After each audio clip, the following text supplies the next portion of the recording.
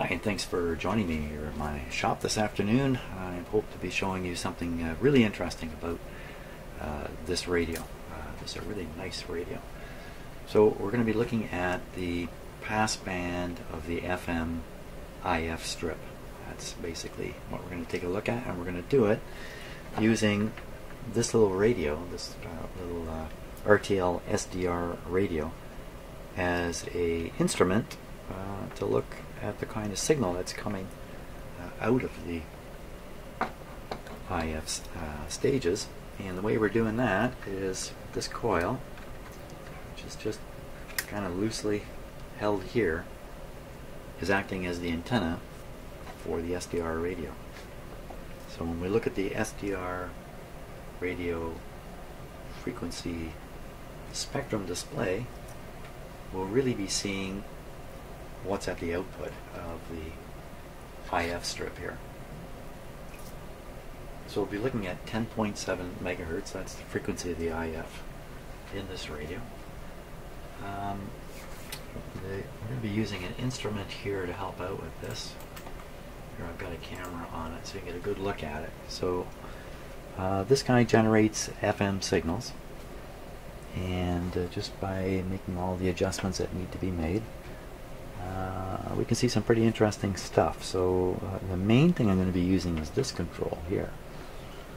So what this does is this is going to change the deviation in the FM signal, which is right around 100 megahertz. It's going to change the amount of deviation in that signal. This is picking what we're going to be hearing. Just something else I need to show you too. Just how we're going to be listening to this. So, okay, but as I work on this, I'll be talking about it, so you'll get a better idea of what's up. Let's just go back to the radio for a minute. So I have some phono cord plugged in here. This cord leads over to my somewhat rearranged mixer board that I use for mixing the microphone here. Get the picture? So these two controls, in conjunction with this, pick up a feed from the radio here. This is the tape out on the radio. So it thinks it's sending something to a tape recorder, but it's not. It's going to be sending it right into your ears, so you won't be listening through a, you know what, we won't even be listening to this. We'll be looking at the SDR, so leave all that alone. If we want to listen to it, we can. I should switch it on at this point.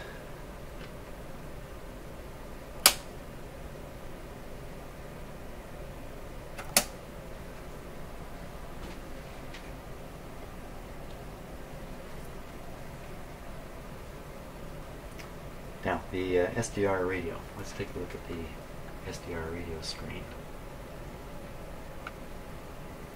So here's the SDR. You can see the radio's warming up from the bend in the lines.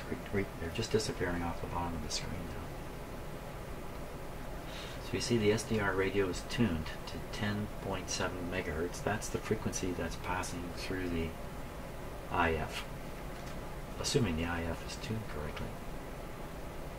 So 10.7 here is where the red line is.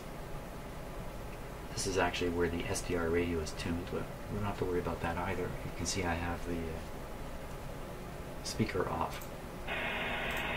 So we're not even listening to it. Now already you should notice that this line is not completely flat. It's lifting up here a little bit. Okay, so that's what's going to be so interesting. Now, you can also see in the bottom right hand corner, of course, is the signal simulator. So now I'm going to switch it to this sweep control. And before I do that, FM stations have a certain standard deviation. Whoop, don't really mean it that way, but a certain standard for the deviation of their FM signal, which is 75 kilohertz. So if you look on the scale here, you can see 75 kilohertz or kilocycles there. 75, 50, 22, 0. So with this device, you can control what the deviation is that you're sending to the radio. Now, normally it would be set right to 75 to mimic an ordinary FM station, but this thing can do something that's really helpful with checking out a radio IF,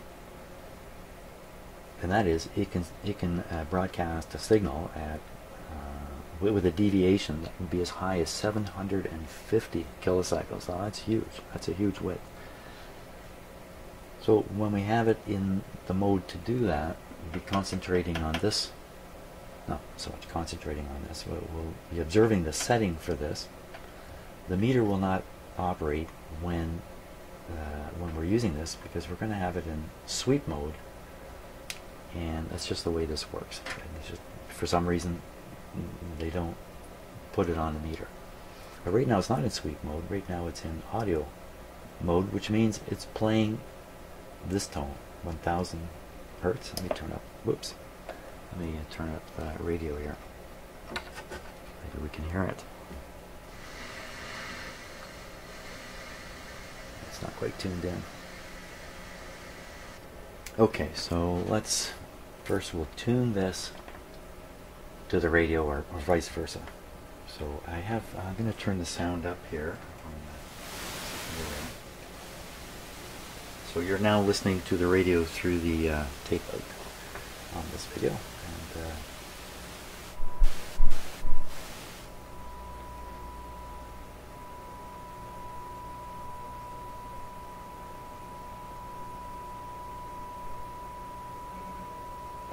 okay, I'm going to tune the rest of it with the knob on the radio because it's much easier. Now there's a bit of a delay in the SDR. There we go. Oop, just passed. It doesn't have to be dead on. That's good. That's good there. So now I'm going to increase the deviation. You can watch this meter. We can watch what happens on that.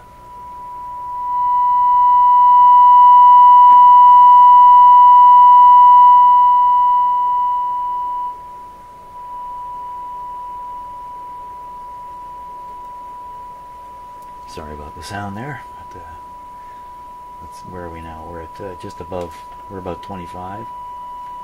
That's about 50. That would be the standard. So what you're looking at now is the signal coming out of this and showing up on that coil antenna for the SDR radio. We can look at the width of it right on the screen there.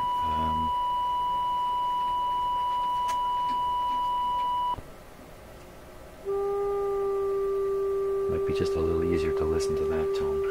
It's just a lower frequency there. But so this is from about 10, just about 10.6. It's a little off to the right. Let me tune the radio and bring it right in.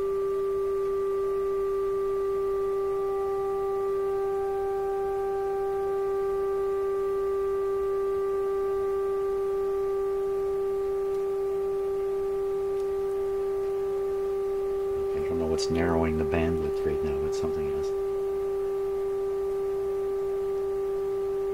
That's just a little odd. And I was touching nothing. It's all learning stuff for me too. So we're still at 75 kilocycles. So it should be going 75 either side of 1070. Now it's quite a bit more, it looks like.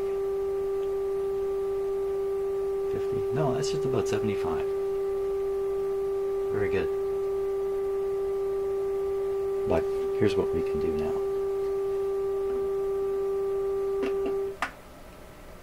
We'll switch to this sweep.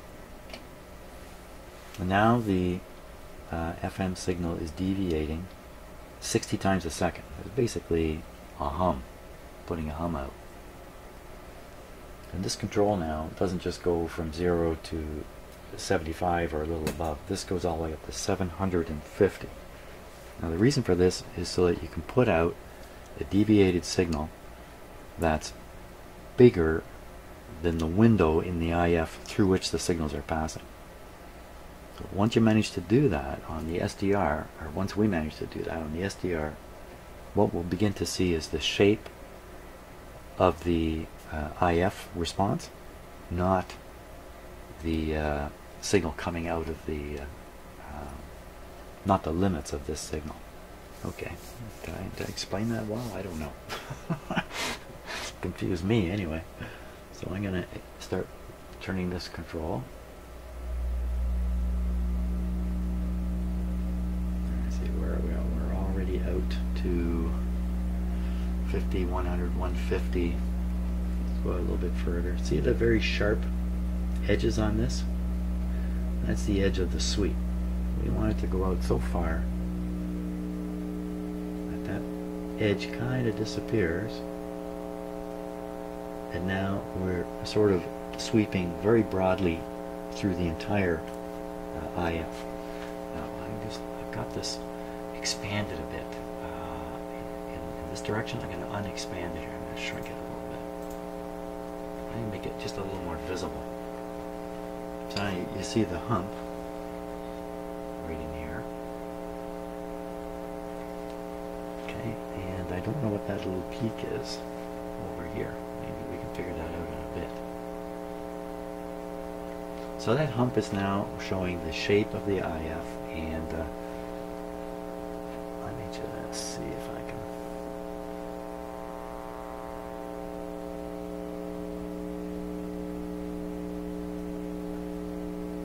Now the reason it's bobbing up and down is because the SDR radio itself is trying to handle this signal as best it can, and it's got automatic level control and stuff like that.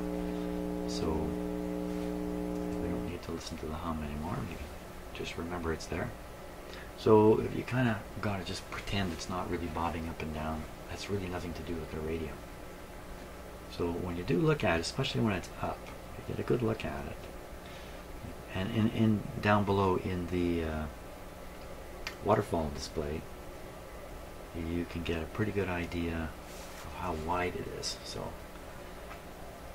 put the cursor here. So we pretend this is kind of the edge here, and that's out at.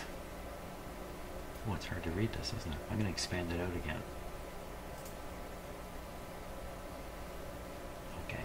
A little easier. So I can go out here and see that that's 700, 800, 850. Okay, so these IFs can be as wide as 200 on a side. What you don't want is for this to not have this kind of width, and in fact be narrowed down below the width of the signal that's coming through it. So the whole deviation isn't inside and the deviation is normally 75 kilocycles. So that would be 700. That's 50. So 75 be right here. 75 is easily within the passband of the IF. Now, let's just see if we can figure out what this is. So that's 700. This is about 600, so that's about 100. I don't know what it would be. It's 100 away from the center. I don't know. Don't know if it's important at all. So what's this say about the FM passband? Also, the center of it is 10.7. So this is really in good shape. I don't think there's anything really wrong with it. That means I'm not going to be fooling around with the IF controls in the radio. So pretty simple thing to look at. And we just fiddle around with a few of these other controls and see what we see.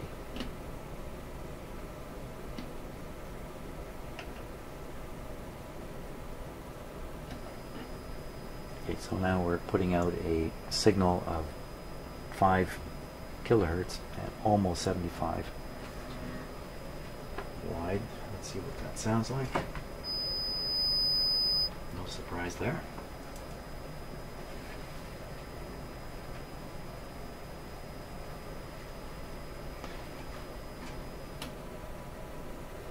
what 1,000 cycles looks like.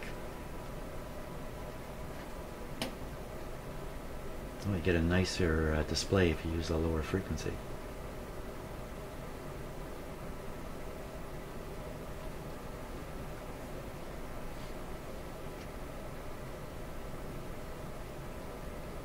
Yeah, I'm not sure what to make of any of this, if it means anything. So one thing we can try is we'll set this here and we'll turn on, we'll send 19 kilocycles from here, 19 kilohertz. There it is. There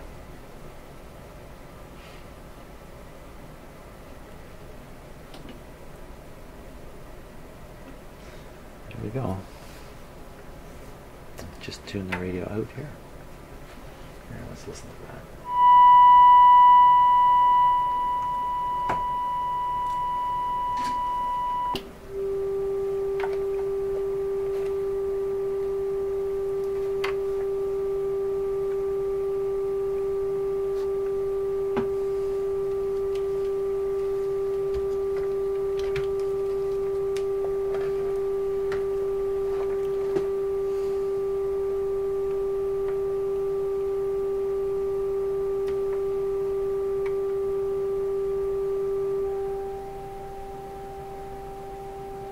Now remember, there's a delay in the SDR display. I'll go real slow here.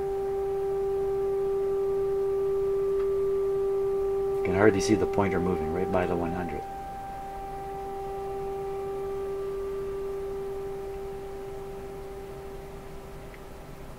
Finally exits the passband.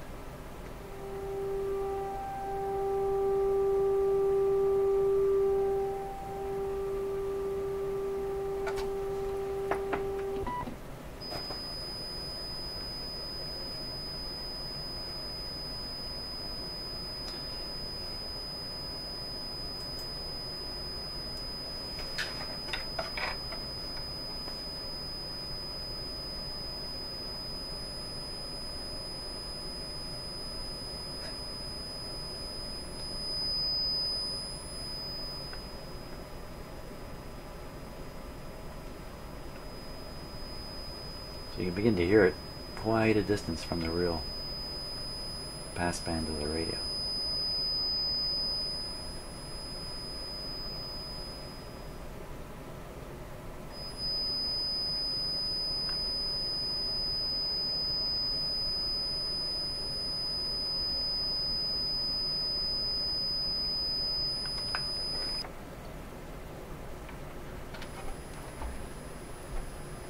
Okay, so that's the radio antenna now plugged in, so it's working like a regular radio.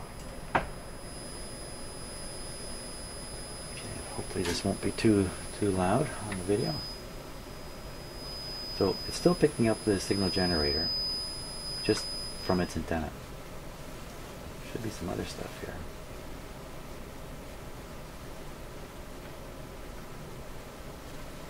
Yeah, I went the wrong way.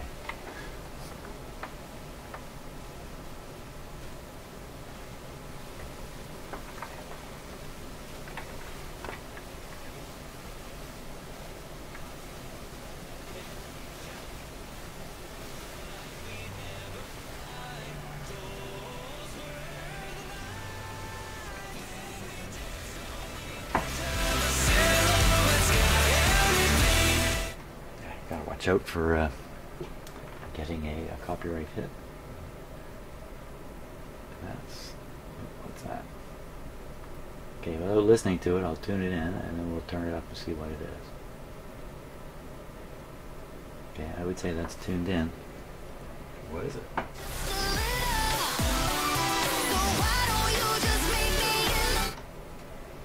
Very good. Okay. Okay, so I hope that came across fairly well, and you got a notion of what's going on in the IF in this radio. What all this proves is the IF is working fine. The tuning is great. Bandpass is correct. Nice flat top, quite wide. Signal fits in nicely. So now I can move on to the next stage, which is the detector. And because I know the detector is being provided with an appropriate signal, so I can listen to things on the other side of the detector, determine if the detector is doing a good job or not. And then from there we move on to the stereo decoder. I can't touch the decoder until I know everything else ahead of it is working well and the signal being provided to it is appropriate. It would be a big mistake to fool around with something like that and then later go back and start fiddling around earlier in the radio. So very good. Thanks a lot for watching, and I'll see you on the next video.